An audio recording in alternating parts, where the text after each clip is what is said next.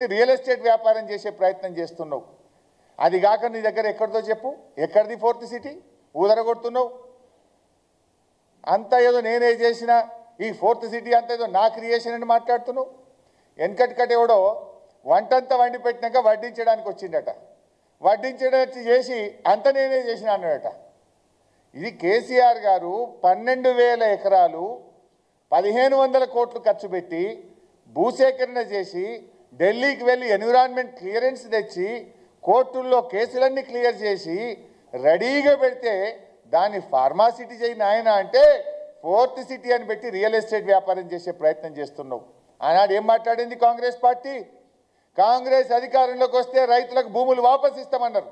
ఈ వాపసి మరి అయితే ఫార్మాసిటీ పెట్టు, లేదంటే రైతులకు భూములు వాపసి. నీ ఫోర్త్ సిటీ డ్రామా ఏంది అని నేను అడుగుతా ఉన్నా ఈరోజు.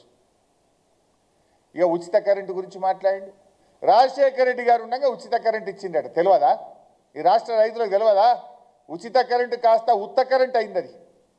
అది దొంగ రాత్రి 7 గంటలని చెప్పి 4-5 గంటల కరెంటు ఇవ్వలే. కాలిపోయే మోటార్లు, పేలిపోయే ట్రాన్స్ఫార్మర్లు. అది ఉత్త కరెంటు.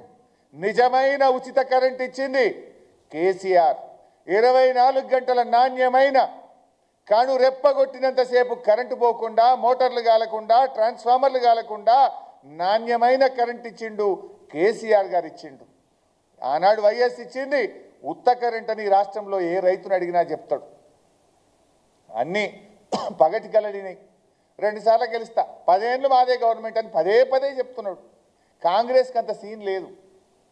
రాజస్థాన్లో కాంగ్రెస్ పార్టీని ప్రజలు గెలిపిస్తే 5 ఏళ్ల తర్వాత బంగారు పల్లెంలో పెట్టి ప్రతిపక్షానికి ఇచ్చేసిండ్రు, బీజేపీని గెలిపించిండ్రు. ఛత్తీస్గఢ్లో కాంగ్రెస్ పార్టీని గెలిపిస్తే 5 ఏళ్లకే ప్రజలకు ముక్కులకు వచ్చింది, ఆడ బీజేపీ గవర్నమెంట్ వచ్చింది. నాయన నువ్వు ఈ 5 ఏళ్ళు ఉంటేనే ఎక్కువ. ఇప్పటికే ప్రజలు బాధపడుతున్నారు. కాకపోతే నువ్వు బై డిఫాల్ట్ గెలిచినావు, నీ అదృష్టం బాగుంది, 5 ఏళ్ళు ఉంటావు. కానీ 5 ఏళ్ళు మంచిగా పనిచేయి. ఊరికే తిట్ల దండకాలు బంద్ చేసి ప్రజల కోసం పనిచేయి.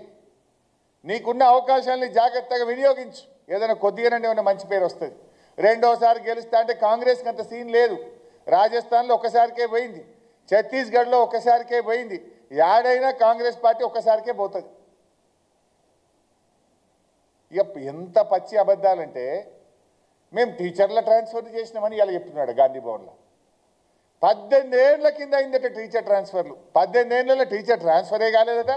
ఇక రేవంత్ రెడ్డి వచ్చి 18 ఏళ్ల తర్వాత ఇప్పుడే ట్రాన్స్ఫర్లు చేసినా అని మాట్లాడుతుండు. అబద్ధాలు ఆడడానికి సిగ్గుండాలి. 2018లో కేసీఆర్ గారి ప్రభుత్వం ఈ రాష్ట్రంలో ఉపాధ్యాయుల బదిలీలు చేసింది నిజం కాదా రేవంత్ రెడ్డి అని నేను అడుగుతా ఉన్నా. 2018లో general transfers for teachers KCR గారు ప్రభుత్వం చేసింది. నీకెవడో ఆ స్క్రిప్ట్ రైటర్ చక్కగా లేడు.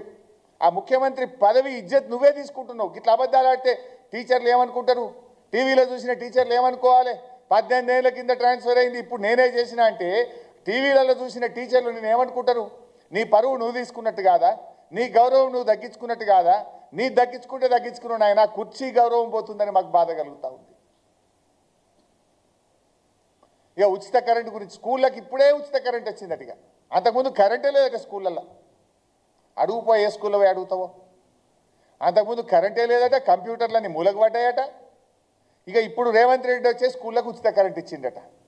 కేసీఆర్ గారు ఉన్న అంతకుముందున్న ప్రభుత్వాలు స్కూళ్లకు గ్రాంట్ ఇచ్చిండ్రు, స్కూల్ హెడ్ మాస్టర్లు కరెంటు బిల్లు కట్టిండ్రు. నువ్వు గ్రాంట్ బంద్ చేసినావు, డైరెక్ట్ కరెంట్ వాళ్ళకి కడుతున్నావు, గంతే తేడా. కేసీఆర్ స్కూళ్ళకి ఇచ్చిండు, స్కూల్ వాళ్ళు కరెంట్ బిల్లు కట్టిండ్రు. నువ్వు స్కూళ్ళకి ఇచ్చిండు, బంద్ పెట్టినావు, కరెంట్ వాళ్ళకి కడుతున్నావు.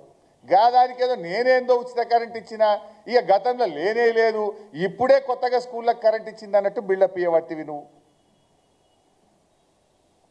ఇవాళ ఇంకో విషయం మీరు చూశారు. నిన్న మొన్న కాంగ్రెస్ పార్టీ ఆడుతున్న నాటకం స్పష్టంగా తెలిపోయింది. ఇవాళ రేవంత్ రెడ్డే దాడి చేపించిండు అని ఆయనే చెప్పిండు. మనోడే వాళ్ళ ఇంటికి పోయిండు అని చెప్పిండు. నేనే పంపినా అని చెప్పిండు రేవంత్ రెడ్డి. ఇప్పుడు ఏమైంది?